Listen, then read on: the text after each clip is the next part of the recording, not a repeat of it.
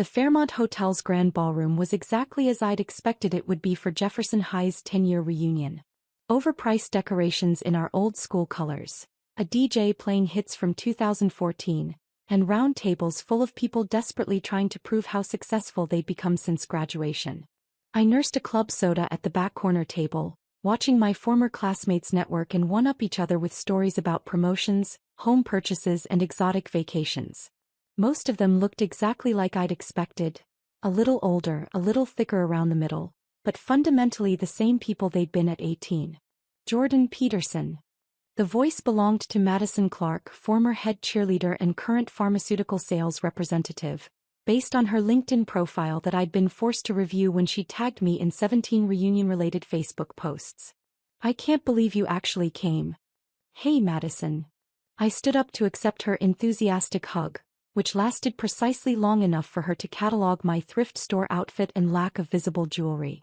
"You look exactly the same," she said with the kind of smile that wasn't quite a compliment. "Still shopping at Goodwill, I see." "Something like that." "Well, at least you're here. I wasn't sure you'd show up after." She trailed off meaningfully, glancing around to see if anyone was listening. "After what?" "Oh, the whole situation with your startup company or whatever it was. I heard it didn't work out." "The situation?" "Right. 4 years ago, when my former classmates were still active on social media, they'd witnessed what appeared to be the spectacular failure of my first attempt at entrepreneurship. A small tech company that had burned through investors' money and shut down after 18 months, leaving me apparently broke and living back home with my parents. What they didn't know was that the failure had been entirely strategic. "These things happen," I said with a shrug. "Oh, absolutely. And there's no shame in trying, right? I always tell my clients that failure is just a stepping stone to success." She patted my arm condescendingly. "I'm sure you'll figure something out eventually." "I'm sure I will. Have you seen the awards display yet? We're doing superlatives tonight. Most successful, traveled farthest, most kids, that sort of thing. It should be fun." Before I could respond, she'd fluttered away to greet someone whose designer dress and obvious Botox treatments suggested more promising networking opportunities. I returned to my corner table and checked my phone. 3 missed calls from my assistant, 2 from my publicist and 1 from Forbes magazine. I'd been expecting the Forbes call for weeks, but the timing was going to be interesting. Jordan fucking Peterson. The voice belonged to Kyle Morrison, former star quarterback and current middle manager at his father's insurance company. He approached my table with the kind of aggressive friendliness that suggested he'd already had several drinks. "Kyle, good to see you. Man, I heard about your company going under. That sucks, dude. But hey, at least you went for it, right? Most people don't have the balls to even try starting a business." "True. You working anywhere now? Because I might know some people who are hiring." "Nothing fancy but steady paycheck, decent benefits. My dad's always looking for good people." "Thanks, I'll keep that in mind." "Seriously though, what are you doing for work these days?" This was the question I'd been dreading all evening. The truth was complicated and most people wouldn't believe it anyway. "Consulting," I said, which was technically accurate. "Consulting on what?" "Business strategy, technology implementation, that sort of thing." Cool. "Freelance stuff." "Something like that." Kyle nodded with the kind of understanding that suggested he thought consulting was code for unemployed but too proud to admit it. "Well, let me know if you want an introduction to some real opportunities. There's good money in insurance if you're willing to put in the work." After he wandered away, I considered leaving early. The reunion was exactly as awkward and depressing as I'd anticipated, and I had an early morning meeting with my board of directors tomorrow to discuss the quarterly earnings report. But then the DJ's music faded and someone tapped on the microphone at the front of the room. "Ladies and gentlemen, it's time for our favorite part of the evening, the Superlative Awards." Our former student body president, now an ambitious local politician, had appointed himself master of ceremonies. He stood at the front of the room with a stack of certificates and what he probably thought was a charismatic smile. "We surveyed everyone who RSVP'd to the reunion and asked you to vote on various categories. Some of these might surprise you." Polite applause from the crowd. "Let's start with most successful." This one was pretty unanimous. Congratulations to Jennifer Walsh for making partner at Crawford, Stevens and Associates. Jennifer walked to the front of the room to accept her certificate while people applauded genuinely. She deserved the recognition. Law firm partner by 28 was legitimately impressive. Next up, traveled farthest to be here. That honor goes to Michael Chin, who flew in from Tokyo where he's working for Goldman Sachs. More applause. Michael had always been smart, and his international banking career was exactly the kind of success story that impressed at high school reunions. The awards continued through various categories. Biggest family, best dressed, least changed, most changed. I half listened while checking my phone again. 4 missed calls now from Forbes. They were probably wondering why I hadn't called back yet. Now this next category is a little different, the MC continued, his tone shifting to something that sounded almost apologetic. We thought it would be fun to include some, let's call them honorable mention categories. A few people in the crowd chuckled nervously. These are all in good fun, of course. Just a way to acknowledge that not everyone's path after high school has been conventional. I looked up from my phone, suddenly paying attention. So, in the spirit of good humor, our final award goes to the person voted least successful by their former classmates.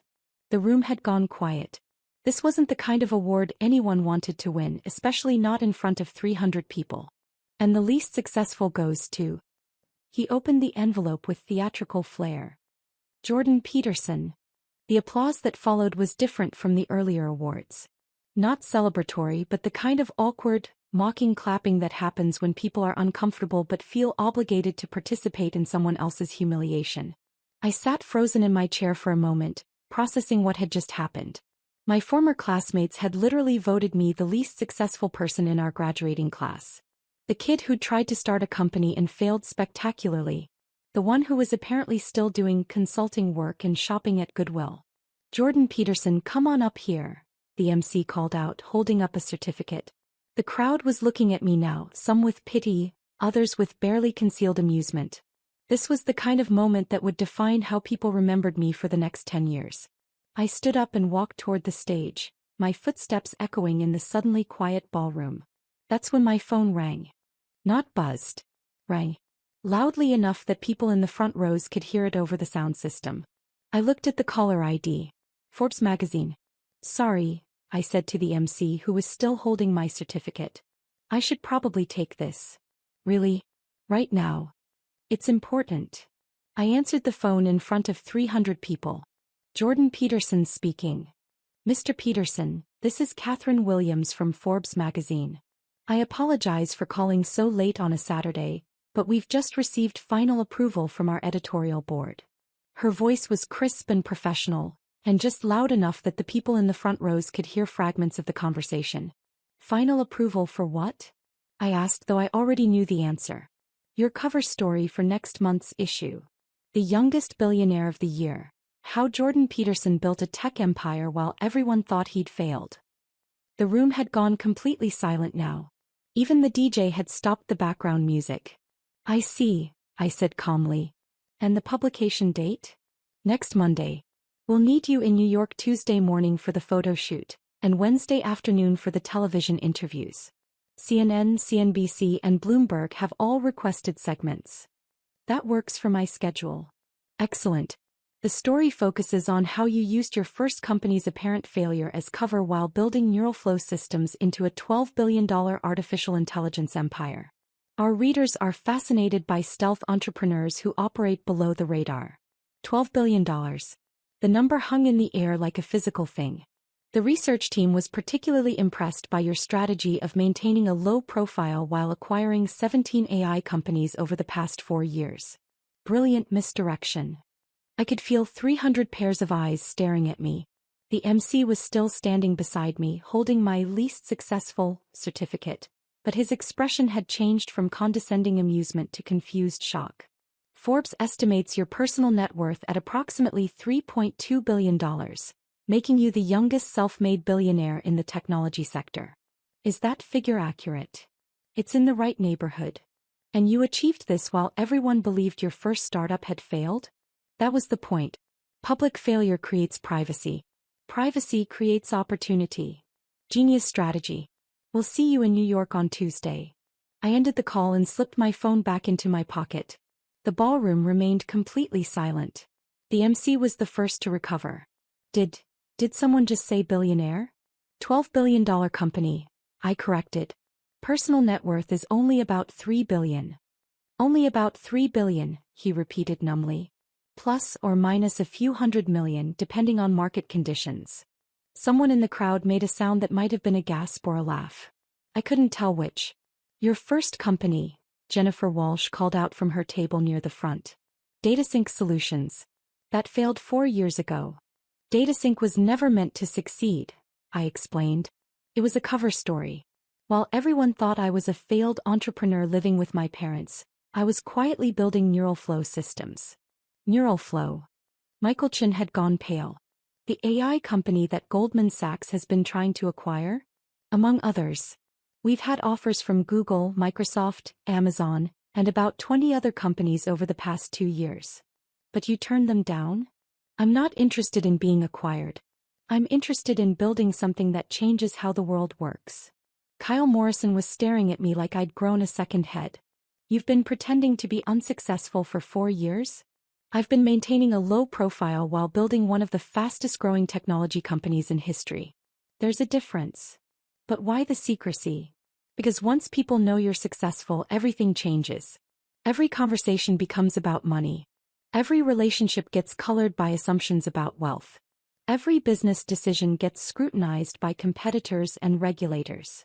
I gestured toward the crowd. Tonight, for example. How did you all treat me when you thought I was unsuccessful? Uncomfortable silence. You offered me job opportunities. You gave me business advice. You spoke to me like I was a normal person you'd known in high school. That's valuable feedback about market conditions, consumer behavior, and industry trends.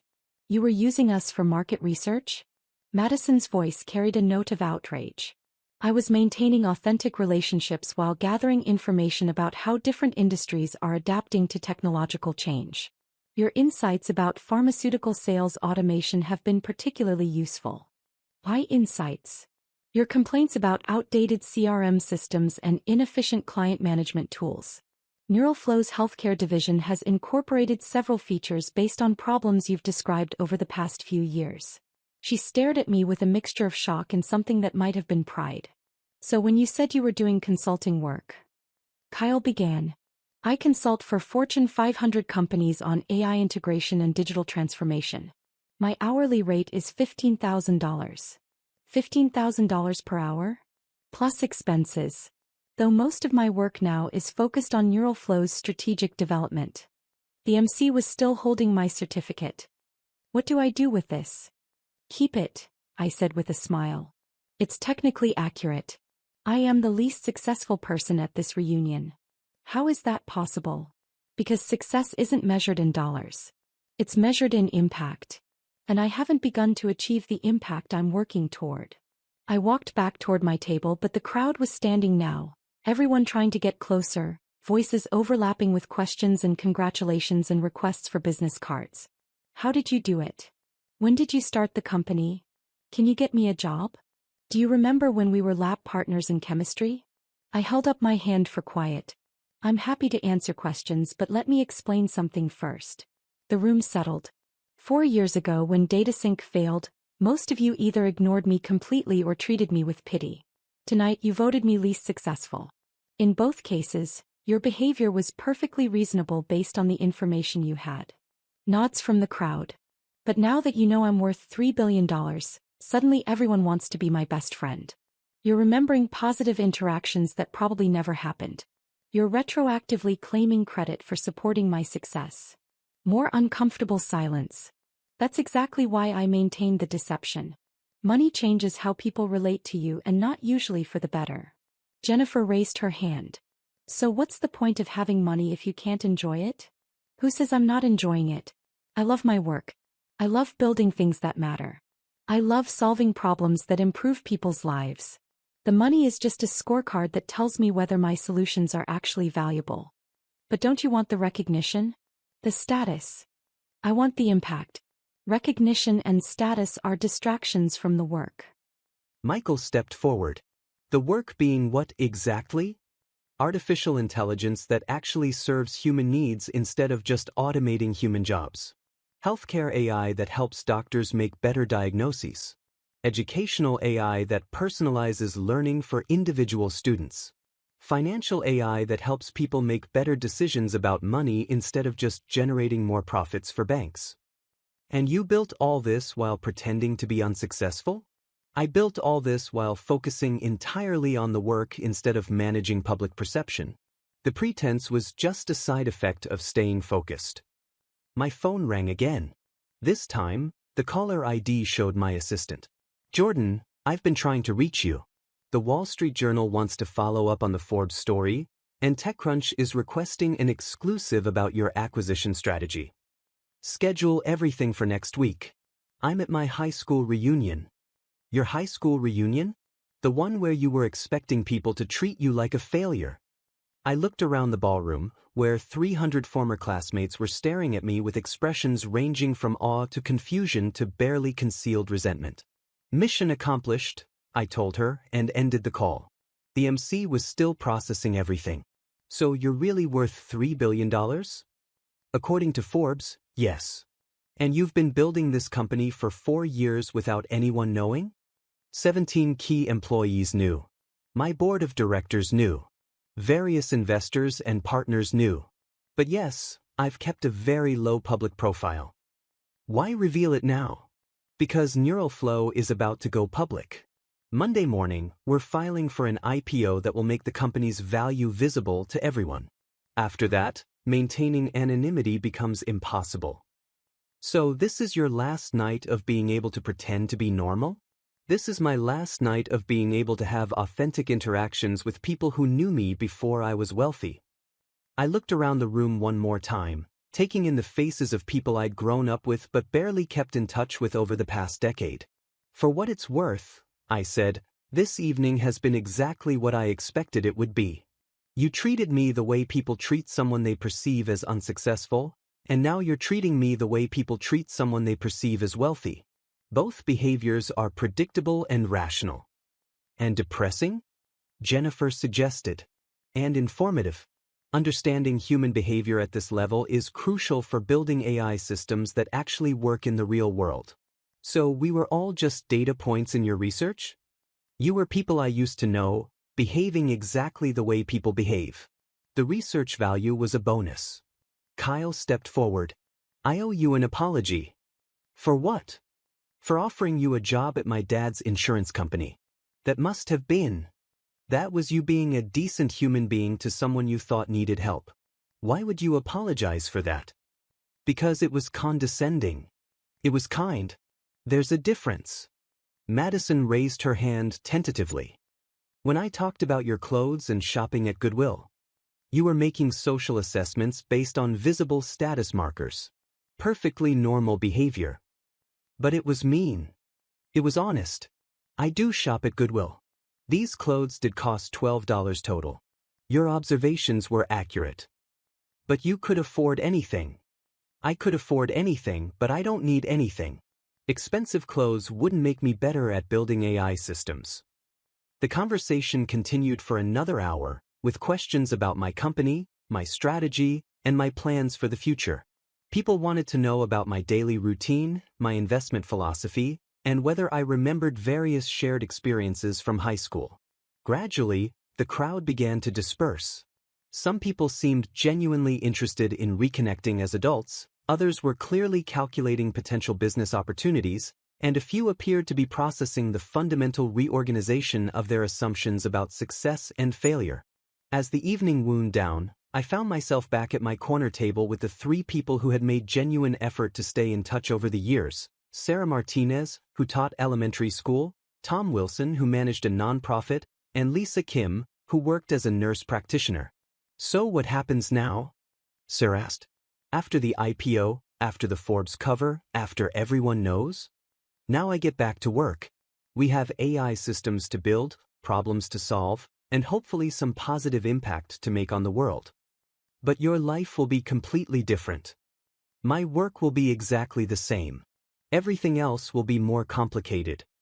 Tom was studying the least successful certificate that the MC had left on my table. Are you going to keep this? Absolutely. It's a reminder that success looks different depending on your perspective and timeline. And that public perception doesn't always match reality. And that public perception is usually irrelevant to the work that actually matters. Lisa smiled. You know what's funny? You're still exactly the same person you were in high school. How so? Completely focused on whatever project you're working on, totally oblivious to social dynamics, and convinced that you can solve any problem if you think about it long enough. That's probably accurate.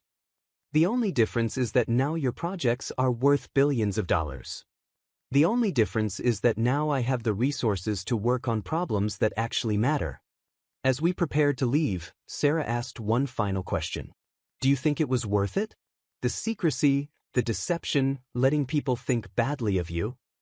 I looked around the ballroom one last time, at the decorations and the awards display and the remnants of an evening that had turned out very differently than anyone had expected. Ask me in 10 years, I said. When we see whether Neuralflow actually manages to build AI that helps humanity instead of just replacing it. And if it doesn't work out? Then I'll have been the least successful person at this reunion after all. As I drove home that night in my 15-year-old Toyota, I thought about the look on my classmates' faces when they'd realized their assumptions about me had been completely wrong. Tomorrow, the Forbes article would go live and my anonymity would disappear forever. By Monday morning, Neuralflow's IPO would make me one of the most visible entrepreneurs in the technology industry. But tonight I was still just Jordan, the high school graduate who'd surprised everyone by turning out differently than they'd expected. The least successful person in my class who'd quietly built something extraordinary while everyone thought he was failing. The billionaire who'd won an award for being unsuccessful and meant to keep it as a reminder that success is always more complicated than it looks from the outside.